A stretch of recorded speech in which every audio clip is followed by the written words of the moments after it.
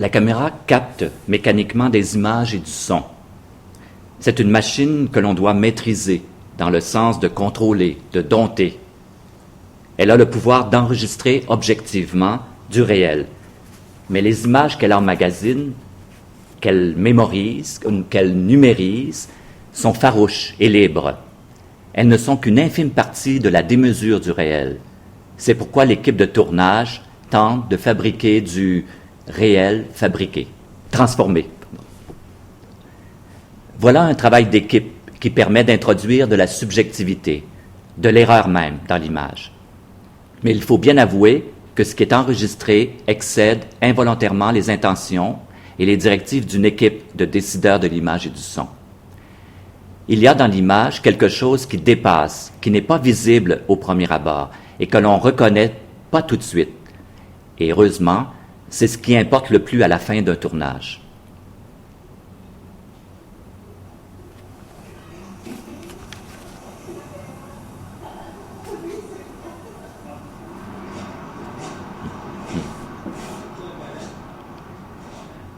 J'avance que c'est un excès de maîtrise que se trouve une forme de relâchement, de décontraction de l'image. C'est dans ce contexte que j'aimerais parler du corps danseur. Ainsi, le corps danseur, c'est un tout.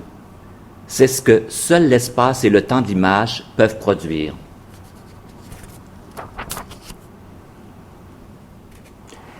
Vous connaissez probablement l'origine du projet des Saisons Sullivan. En février 1948, Françoise Sullivan crée Danse dans la neige. Et 7 mois avant, elle esquisse la saison l'été aux Escoumins. Les 2 autres saisons, l'automne et le printemps, ont été qu'imaginées et non concrétisées. Par contre, l'été 47 et Danse dans la neige 48 avaient été enregistrés avec une caméra 8 mm. Premier film de danse, il ne reste rien, tout a été perdu. Seules subsistent les images photos de Maurice Perron de Danse dans la neige. Et ce n'est qu'en 2005, presque 60 ans plus tard, que Françoise Sullivan m'invite à compléter ce projet qui portera dorénavant le titre Les Saisons Sullivan. Projet de co-réalisation où toutes les étapes de travail ont été produites conjointement. Repérage des lieux, tournage, montage.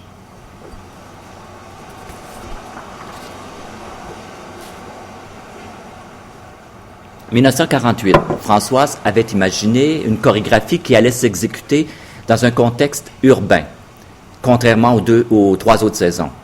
Elle avait imaginé une danseuse qui s'exécutait sur la rue Saint-Jacques, dans le Vieux-Montréal. Notre budget de production ne nous permettait pas d'immobiliser une artère aussi importante et commerciale. Nous nous sommes rabattus sur 2 sites, le premier dans un quartier de Saint-Henri et le second à Ville-la-Salle. Le printemps est dansé en 2006 par André-Maude Côté. Nous pouvons observer qu'à différentes phases de la chorégraphie, la danseuse est amenée à dessiner au sol un parcours qui esquisse des formes géométriques. Le spectateur voit une danseuse à la verticale qui trace au sol horizontalement des figures que nous ne verrons jamais. Constamment, nous transposons dans notre tête les plans horizontaux et bidimensionnels du dessin à ceux verticaux du mouvement dans l'espace. Françoise Sullivan est aussi peintre et chorégraphe. Les notes prises par la danseuse pour mémoriser l'enchaînement des mouvements se superposent à l'étrange forme géométrique qu'elle aura dessinée au sol.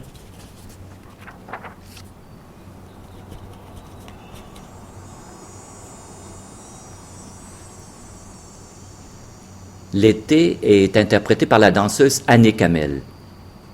En 1948, Françoise avait esquissé un autre type de chorégraphie sur les rives du Saint-Laurent aux Escoumins. Elle raconte comment les pierres arrondies par les vagues du fleuve et les algues flottantes avaient inspiré ces mouvements. En 2005, nous nous sommes retrouvés sur les rives de la rivière Rouge, là où Françoise a sa maison d'été. Ici encore, les pieds dessinent des formes au sol en se déplaçant. on pourrait dire que la trace soustractive d'un déplacement dans le sable est éphémère. Étrangement, la danseuse laisse une marque que l'eau de la rivière viendra un jour effacer. Deux types d'effacement. Le dessin qu'elle fait avec son corps placé verticalement face à nous et la trace laissée au sol que le temps rendra méconnaissable. Seule subsiste une image qui touche.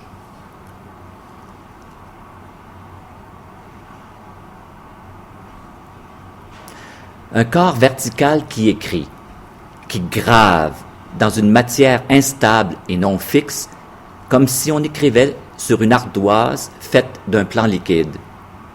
Un corps qui écrit, comme un outil qui incise une surface pour ensuite se retirer, pour laisser le dessin de son action et s'offrir à la lecture.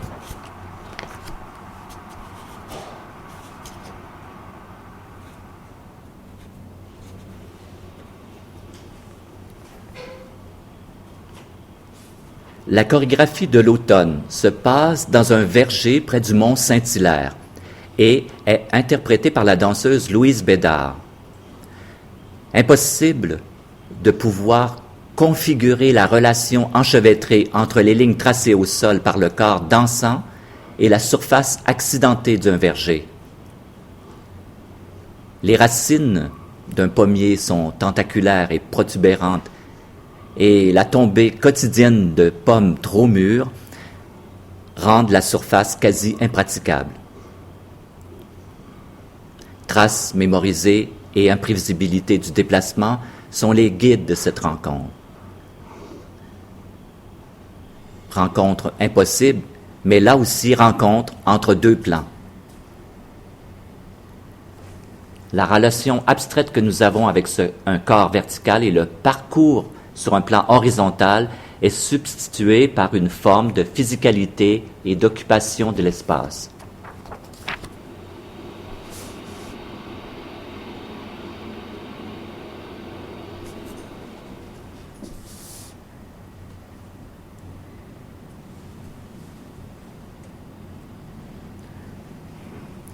La presque mythique danse dans la neige de 1948 a pris forme lors du travail de répétition qui a eu lieu dans l'atelier de Françoise et son exécution durant l'hiver 2006 dans une carrière abandonnée et enneigée du mont Saint-Hilaire.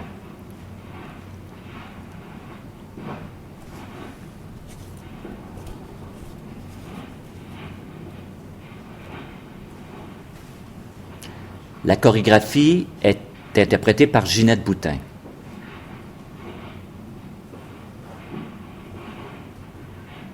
Étrangement, l'hiver 2006 n'était pas très rigoureux et les sites visités étaient complètement dégarnis. Il a fallu une bonne bordée de neige, les 3 et 5 mars 2006, pour réunir toutes les conditions pour faire le tournage.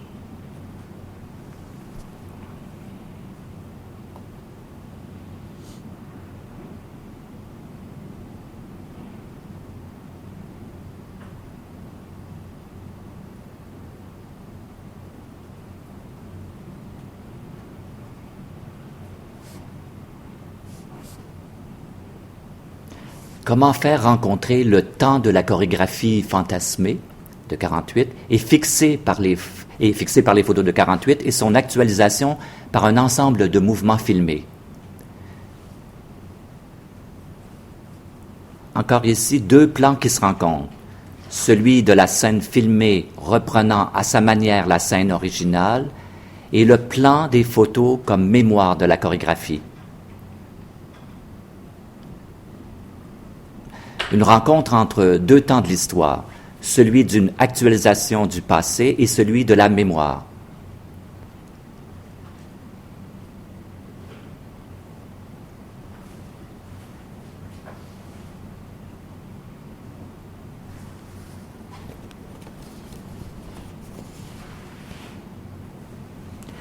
Le dessin des formes que cela produit est plus abstrait puisqu'il trace des lignes imaginaires entre les pas de la danseuse manœuvrant dans un espace hostile à la danse et le souvenir de cette chorégraphie figée dans le temps par les photos de Maurice Perron.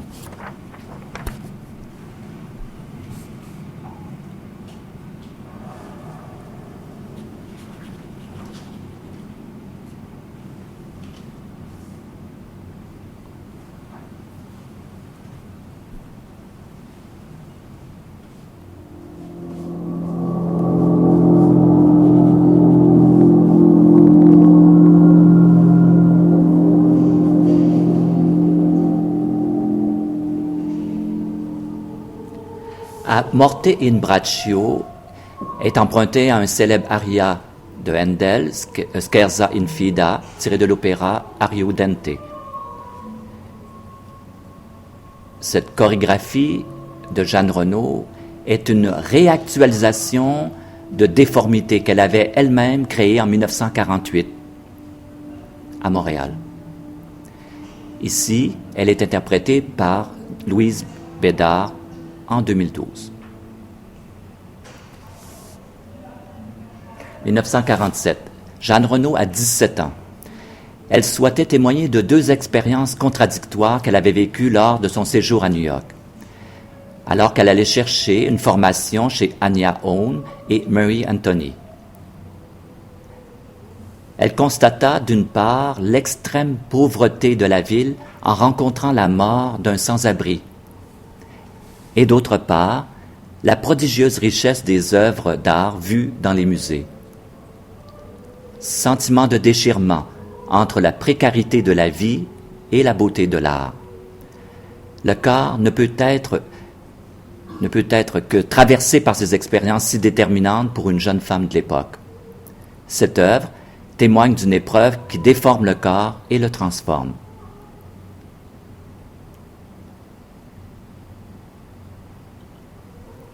En 2012, Jeanne Renaud vit une autre douloureuse perturbation, bouleversement, celle de la mort de sa propre fille. Et ce nouvel état, tout aussi ultime, lui a donné l'impulsion nécessaire pour redonner à cette œuvre de 48 une toute nouvelle vie.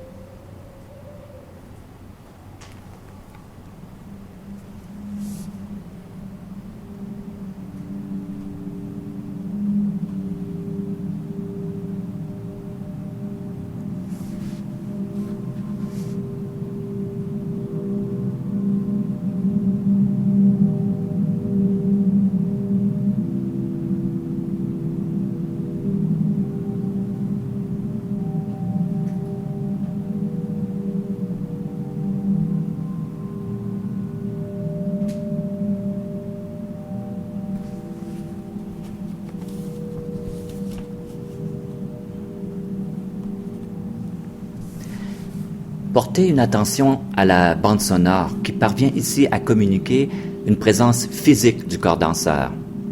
Il donne une impulsion au geste lent de la danseuse qui semble être absorbée des pieds à la tête par l'énergie dont elle aura besoin pour passer à travers l'épreuve de cette expérience du temps, celui de plusieurs temps passés.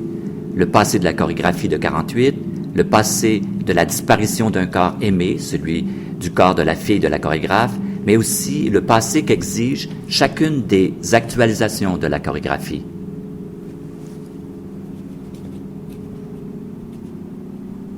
État de tension extrême du début à la fin.